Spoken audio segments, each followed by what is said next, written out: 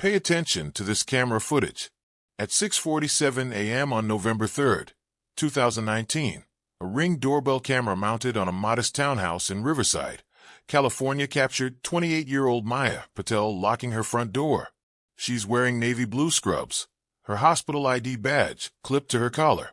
Her dark hair is pulled back in a neat bun.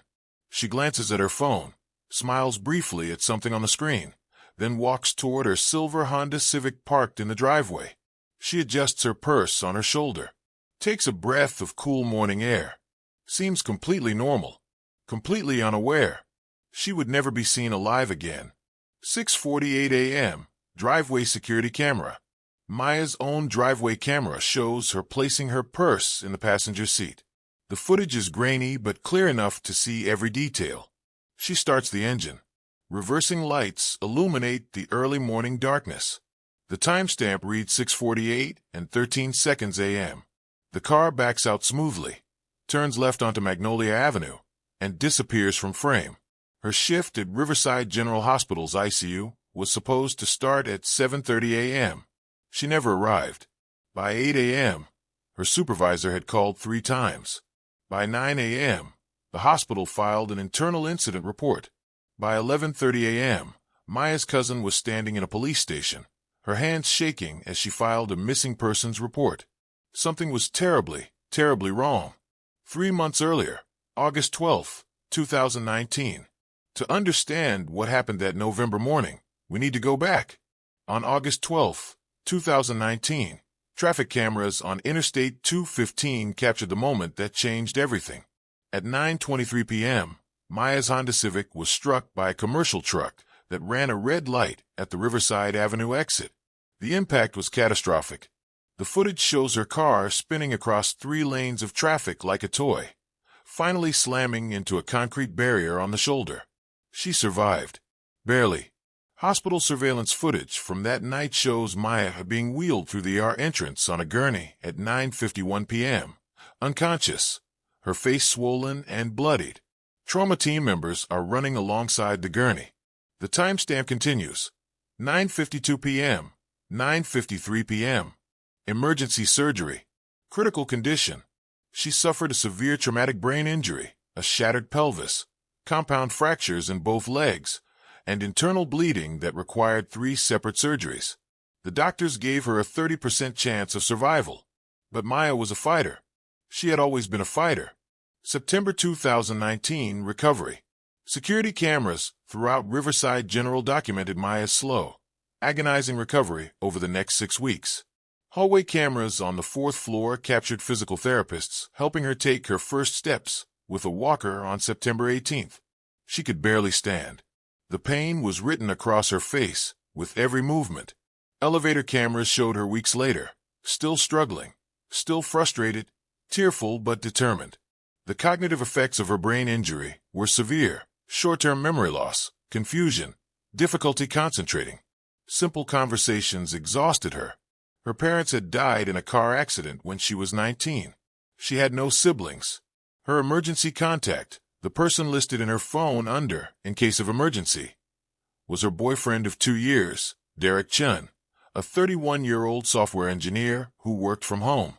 Hospital visitor logs and parking garage footage showed Derek visiting every single day during her 6-week hospitalization, sometimes twice a day. The nurses all commented on it. They said he was devoted, loving, attentive, always asking questions about her care, her medications, her prognosis. He took notes during doctor consultations. He brought her favorite foods. He held her hand during painful physical therapy sessions. The staff thought he was the perfect boyfriend. But what no one knew yet, what wouldn't be discovered until it was far too late, was that Maya had recently inherited $847,000 from her late grandmother's estate. The money had been transferred to her account on July 22, 2019, just 3 weeks before the accident. Derek knew about the inheritance. Maya had told him the day it cleared. She was excited about their future together. Maybe buying a house. Maybe getting married. Derek had different plans for that money. October 15, 2019, the move. Maya was finally discharged on October 15th. Hospital exit footage at 3:32 p.m. shows Derek pushing her wheelchair through the sliding glass doors into the afternoon sunlight. She's smiling, though her movements are still stiff, painful. She's lost 23 pounds. Her face is thinner, paler. But she's alive. She's going home. Except she couldn't live alone. Not yet. The doctors were clear about that. She needed help with daily tasks, cooking, cleaning, managing her complex medication schedule. She still had memory lapses. She still got confused easily. Derek suggested she move into his apartment in the Riverwalk complex. Just temporarily, he said. Until she was stronger. Until she could manage on her own again. It made sense. They were in a relationship. He wanted to take care of her. Security footage from the Riverwalk apartment building shows Derek helping Maya inside at 3:47 p.m. that afternoon. The camera mounted above the main entrance captures her leaning heavily on him as they cross the lobby. Her steps are slow, uncertain. He has his arm around her waist, supporting almost all her weight. She looks so vulnerable, so dependent, so trusting. Exactly what he needed. October 20th, 2019, 11:34 p.m. Parking garage camera. 5 days after moving in, a parking garage camera captured something unusual.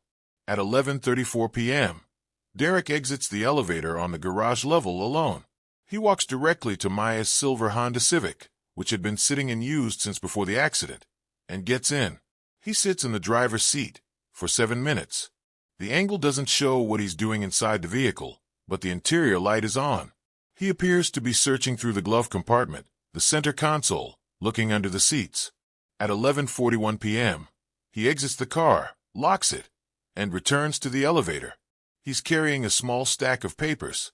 He never mentioned this nighttime visit to anyone. Not to Maya. Not to investigators later. When police eventually recovered those garage camera files, they realized Derek had been planning this for weeks. October 28th, 2019, bank ATM camera. An ATM security camera at Chase Bank on Tyler Street captured Maya and Derek at 2:17 p.m. It's a clear, sunny afternoon. Maya appears unsteady on her feet, gripping Derek's arm for support. She's wearing sunglasses despite the overhang shading the ATM. But watch closely. Derek is the one holding Maya's debit card. He inserts it into the machine. The angle doesn't show the PIN pad, but Maya isn't looking at the screen. She's looking down at the ground, distracted, perhaps in pain or simply confused. Derek withdraws $800 in cash. He pockets it. Maya doesn't react, doesn't seem to notice or understand what's happening. Bank records later revealed this was the first of 11 withdrawals over the next 2 weeks, totaling $6,400. Each time, surveillance footage showed the same pattern. Derek operating the ATM while Maya stood beside him, disoriented and passive. Maya never reported the money missing. She likely didn't even realize it was gone. November 1st, 2019, 4:23 p.m. Apartment hallway camera. 2 days before Maya disappeared, the hallway camera outside Derek's apartment captured a heated confrontation that would later become crucial evidence. Maya's older cousin, Priya Sharma, had driven from Los Angeles after not being able to reach Maya by phone for 5 days. The footage shows Priya knocking firmly, then pounding on the apartment door at 4:23 p.m. Derek answers 30 seconds later. The audio is muffled through the reinforced door, but their body language tells the story clearly.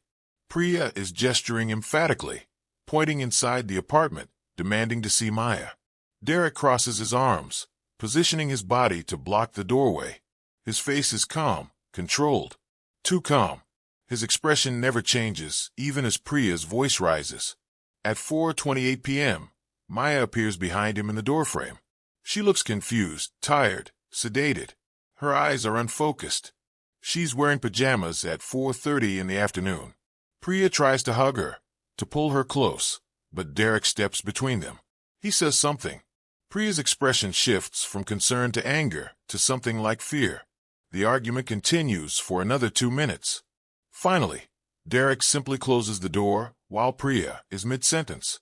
She stands there, staring at the closed door, her hand raised as if to knock again. She doesn't. At 4:31 p.m., She walks away, pulling out her phone. Later, Priya told investigators that Derek had been controlling everything. Maya's medications, her phone access, who could visit, when they could visit. She said Maya seemed heavily medicated, distant, not herself at all. She said Maya had barely recognized her and couldn't hold a coherent conversation. Priya tried calling Maya that night, 37 times over 4 hours. No answer. She called Derek's phone. He texted back, "Maya's sleeping. She's fine. Stop harassing us." That was the last communication anyone had with either of them before Maya vanished. November 2nd, 2019, 6:12 p.m., Walmart parking lot. What no one realized was that another camera was already recording. A Walmart parking lot camera on Sycamore Canyon Boulevard captured Derek's black Mazda sedan pulling into a space near the garden center at 6:12 p.m., roughly 24 hours before Maya would disappear. He exits the vehicle alone and enters the store through the automatic doors. Inside, store surveillance shows him walking purposefully through the aisles. No browsing. No hesitation. He knows exactly what he needs. At 6:24 p.m., checkout camera 7 captures him purchasing a box of heavy-duty 55-gallon trash bags, 2 bottles of industrial-strength bleach, a roll of duct tape, a collapsible shovel, and a package of extra-large work gloves. Total purchase, $47.83. He paid in cash, avoiding any credit card record. When questioned later, Derek claimed he was doing yard work at his parents' house in Moreno Valley. Investigators checked. His parents lived in a condo. 3rd floor. No yard. Derek had no explanation for that discrepancy. November 3rd, 2019, 6:47 a.m., the last morning. Now we return to that Ring doorbell footage. Maya leaves for work at 6:47 a.m. Her driveway camera captures her backing out at 6:48 a.m. Everything appears normal. A woman heading to her nursing shift at the hospital where she'd worked for 6 years. But here's where the surveillance trail goes cold, and where everything investigators thought they knew began to unravel. Traffic cameras on her usual route to the hospital, Magnolia Avenue to 91, freeway to Tyler Street, captured dozens of vehicles that morning between 6:45 and 7:15 a.m. Maya's silver Honda Civic wasn't among them. She never drove toward the hospital. At 7:45 a.m., her supervisor called her phone, straight to voicemail. At 8:15 a.m., another call. Nothing. By 9 a.m., the hospital reported her as a no-show, which was completely out of character for Maya. In 6 years, she'd never missed a shift without calling. By 11:30 a.m., Priya was at the Riverside Police Department, filing a missing persons report, her voice breaking as she told the desk sergeant, "Something's happened to her. I know it. Please, you have to find her." November 3rd, 2019, 10:14 a.m., gas station camera. A Shell station camera on Crest Avenue, 8 miles in the opposite direction from a hospital, captured Maya's silver Honda Civic pulling up to pump number 4 at 10:14 a.m. But the driver stepping out of the vehicle isn't Maya. It's Derek. He's wearing a baseball cap pulled low, sunglasses despite the overcast morning, and gloves. He fills the tank, methodically cleaning the pump handle afterward. At 10:22 a.m., he goes inside the station, keeps his head down, pays for the gas with cash, and drives away heading south toward the Box Springs Mountain Reserve. The time gap is crucial.